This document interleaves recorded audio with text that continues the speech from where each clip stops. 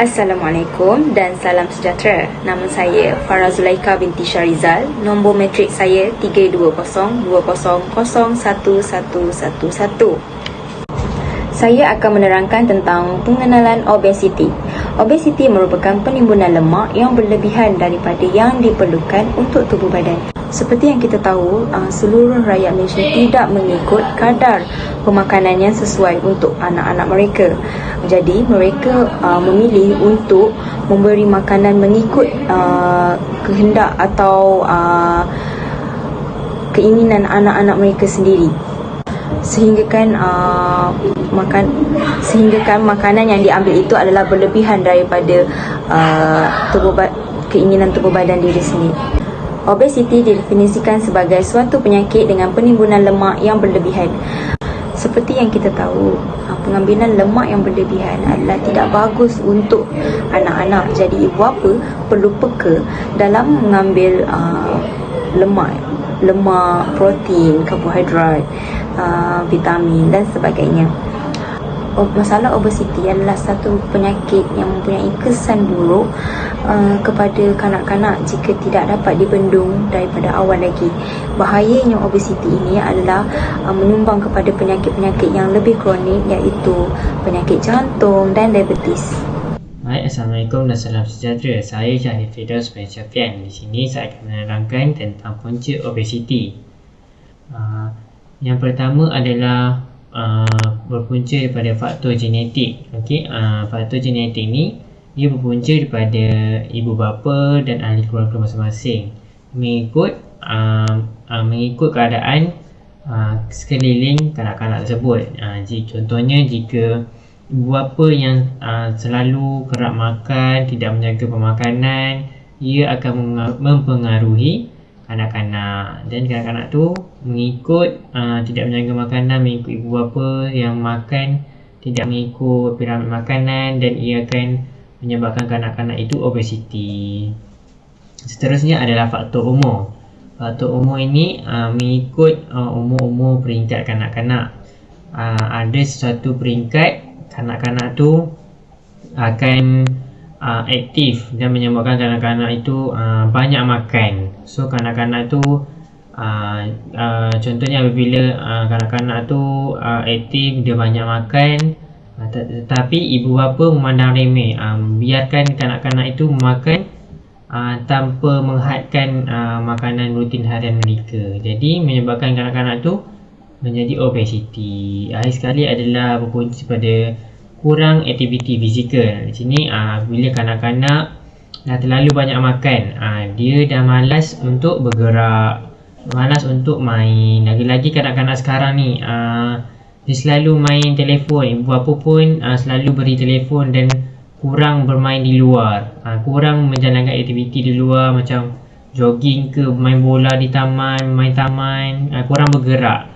Jadi apabila kanak-kanak tu dah makan, asyik makan dan bermain gadget, duduk di rumah, so dia akan menyebabkan kanak-kanak tu kurang aktiviti fizikal, menyebabkan kanak-kanak tu kurang bergerak. Jadi itu juga lah adalah punca-punca daripada kanak-kanak tu obesiti. Sekian, terima kasih. Assalamualaikum warahmatullahi wabarakatuh. Nama saya Aifah binti Salim. Nombor matrik saya 32020101131.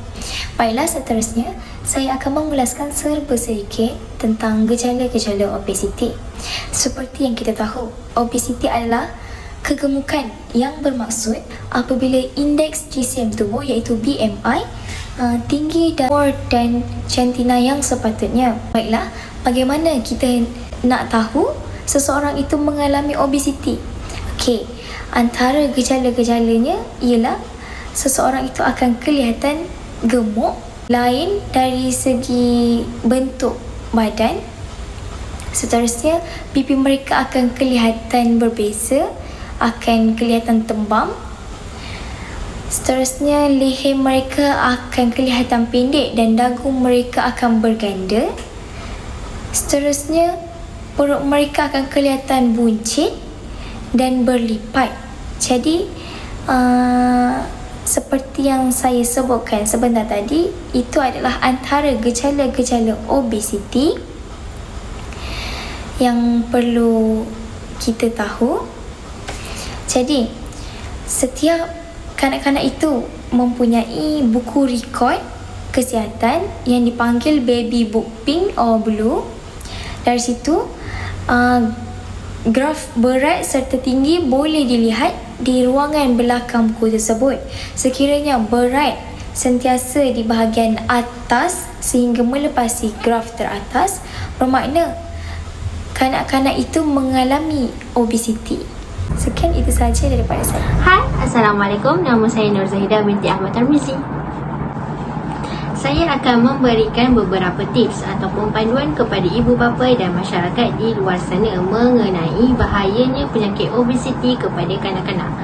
Tips yang pertama, untuk ibu bapa peka tentang penyakit yang dihadapi oleh kanak-kanak yang ada masalah obesiti ini adalah kanak-kanak yang mengalami penyakit obesiti ini akan mendapat penyakit diabetes.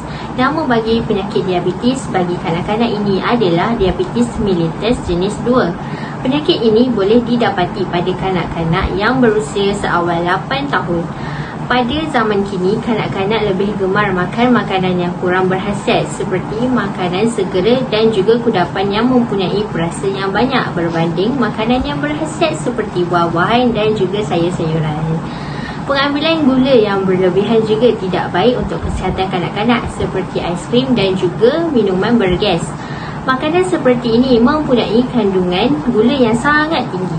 Oleh itu, sebagai ibu bapa, perlulah memantau pemakanan anak-anak supaya mereka mendapat badan yang sihat dan juga otak yang cerdas. Seterusnya, tips yang kedua adalah kanak-kanak akan mendapat penyakit tekanan darah tinggi. Seperti yang kita semua tahu, dalam semua makanan adanya garam. Sekiranya kita mengambil kandungan garam yang terlalu tinggi, ianya akan memudaratkan tubuh badan kanak-kanak. Kanak-kanak yang mempunyai penyakit tekanan darah tinggi ini juga akan merosakkan sesetengah organ di dalam badan, iaitu jantung. Kanak-kanak akan mendapat penyakit jantung. Sekiranya tekanan darah tinggi kanak-kanak meningkat, maka berat badan kanak-kanak juga akan bertambah. Oleh itu, ibu bapa perlulah mengambil berat tentang isi kandungan yang terdapat di dalam sesetengah makanan supaya kanak-kanak tidak mengambil secara berlebihan. Tips yang ketiga adalah kanak-kanak akan mendapat penyakit jantung. Seperti yang saya katakan di atas, penyakit jantung juga salah satu penyakit yang kanak-kanak obesiti dapat sekiranya tidak dicegah dari awal. Penyakit jantung ini adalah perubahan pada dinding pembuluh darah. Masalah ini sering berlaku pada kanak-kanak yang obesiti. Ianya boleh berlaku pada usia yang sangat muda, terutamanya pada kanak-kanak yang mengalami sindrom metabolik. Apa itu sindrom metabolik? Sindrom metabolik ini gabungan penyakit-penyakit yang lain seperti kolesterol yang tinggi, tekanan darah yang tinggi dan juga paras glukosa yang tidak normal ataupun paras gula yang sangat tinggi. Hal ini menyebabkan kanak-kanak membesar dengan gaya hidup yang tidak sihat, dan ibu bapa perlu memantau apa saja yang kanak-kanak makan supaya ianya tidak berlebihan. Tips yang keempat adalah kanak-kanak akan kekurangan oksigen semasa tidur. Hal ini disebabkan rongga pernafasan kanak-kanak akan tersekat semasa tidur dan menyebabkan kanak-kanak tidak mempunyai tidur yang sangat lena. Penyakit ini bukan datang sekali dua pada kanak-kanak. Ianya akan datang berulang-ulang kali sepanjang waktu tidur. Sekiranya keadaan seperti ini berlaku berulang kali, ianya akan membawa kepada kematian kerana tahap oksigen di dalam badan kanak-kanak semakin merosot dan kanak-kanak tidak dapat bernafas dengan sempurna sewaktu tidur. Ibu bapa seharusnya memerhatikan anak-anak sewaktu tidur kerana sekiranya mereka berdengkur, mungkin mereka kekurangan oksigen di dalam badan sewaktu mereka tidur. Tips yang terakhir adalah kanak-kanak akan mengalami masalah kemurungan kerana ianya akan merendahkan self-esteem, iaitu keyakinan diri di dalam diri kanak-kanak, disebabkan mereka mempunyai masalah obesiti.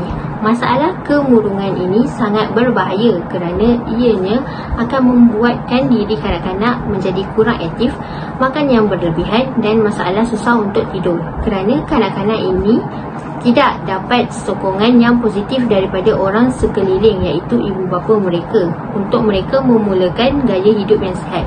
Jadi ibu bapa haruslah meluangkan sedikit sebanyak bersama anak-anak dengan melakukan aktiviti yang berfaedah seperti bersukan, supaya ianya dapat meningkatkan self-esteem kanak-kanak.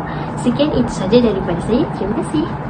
Assalamualaikum, nama saya Hanisah binti Husin. Saya akan memberikan beberapa tips panduan untuk ibu bapa bagi cara untuk mengatasi masalah obesiti. Tips yang pertama adalah bersenam.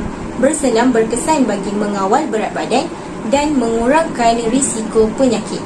Di samping itu, ia juga meningkatkan kekuatan otot kanak-kanak. Kanak-kanak patut terlibat dalam pelbagai aktiviti fizikal yang menyeronokkan seperti senaman berpasukan, berenang, yoga, berbasikal, menari atau berjalan-jalan pada waktu petang selepas makan malam. Senaman yang dilakukan tidak semestinya terlalu berat atau terlalu memenatkan. Senaman yang baik sepatutnya melibatkan pergerakan sendi dan penggunaan otot untuk menggalakkan pembinaan otot kanak-kanak. Untuk kanak-kanak prasekolah, bermain di taman permainan atau aktiviti di luar rumah patut digalakkan. Tips yang kedua adalah sokongan daripada ibu bapa. Ibu bapa perlu memberikan sokongan dan memberikan pujian apabila anak-anak berjaya mencapai matlamat bahawa mereka ingin kurus. Ibu bapa juga hendaklah menunjukkan teladan yang baik dan menjadikan aktiviti fizikal sebagai aktiviti sekeluarga. Tips yang ketiga untuk ibu bapa adalah pastikan kanak-kanak makan mengikut masa, iaitu tidak skip sarapan pagi, tengah hari dan juga makan malam. Tanpa sarapan pagi, kanak-kanak akan berasa terlalu lapar dan menyebabkan mereka terlebih makan pada waktu kemudiannya. Tips yang keempat adalah hadkan aktiviti sedentari. Aktiviti sedentari ini adalah permainan video yang tidak melakukan sebarang pergerakan, hanya duduk dan baring di atas sofa ataupun katil. Sebagai ibu bapa yang bertanggungjawab, haruslah memastikan anak-anak tidak bermain permainan video game melebihi 2 jam sehari dan lebihkan penggunaan tangga berbanding lift. Tips yang kelima adalah galakkan kanak-kanak makan hidangan sayur-sayuran dan juga buah-buahan setiap hari supaya pemakanannya lebih seimbang. Untuk kanak-kanak yang tidak makan sayur, ibu bapa boleh menggunakan kaedah hias sayur di keliling pinggan dan sebagainya supaya dapat menarik minat anak-anak untuk makan sayur. Itu sahaja daripada saya. Sekian, terima kasih.